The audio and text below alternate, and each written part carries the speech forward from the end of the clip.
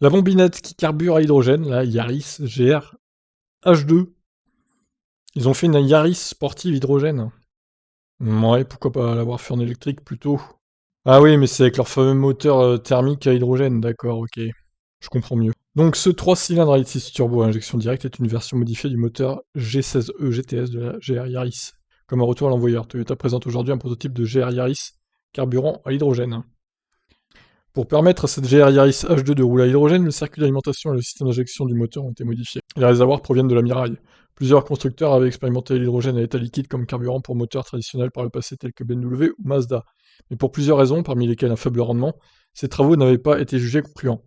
Toyota compense en utilisant ici l'hydrogène sous forme gazeuse, ce qui permet d'offrir des performances proches de celles de l'essence sans plomb, selon le constructeur qui ne révèle cependant aucun chiffre. L'hydrogène brûle plus rapidement que l'essence, ce qui se traduit par une bonne vivacité du moteur tout en offrant d'excellentes performances environnementales. Ouais, alors c'est dommage qu'ils disent pas par exemple combien ça consomme d'hydrogène au 100. Ça serait bien de savoir parce que le kilo d'hydrogène, on rappelle, c'est 12 € minimum. Donc bon, je suis pas sûr que ça consomme moins que les vraies voitures hydrogène pour le coup, hein. Les moteurs à combustion d'hydrogène atteignent presque le zéro émission tout en offrant les mêmes sensations que les moteurs essence. En plus d'être extrêmement respectueuse de l'environnement, la combustion de l'hydrogène a le potentiel d'offrir une expérience de conduite amusante, avec les impressions acoustiques et sensorielles caractéristiques des moteurs à combustion interne. Explique Toyota, elle souligne cependant que cette technologie n'est pas encore prête pour la commercialisation.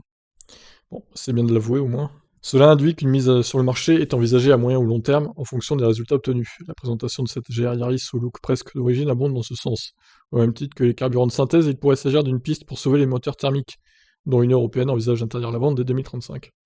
Toyota va poursuivre ses expérimentations en cours, mais pour voir cette solution intéressante à percer, il faudrait aussi que la production et la distribution d'hydrogène vert sans énergie fossile deviennent beaucoup moins anecdotiques qu'aujourd'hui. Eh ben oui, ça aussi c'est clair, et réduire les coûts d'hydrogène.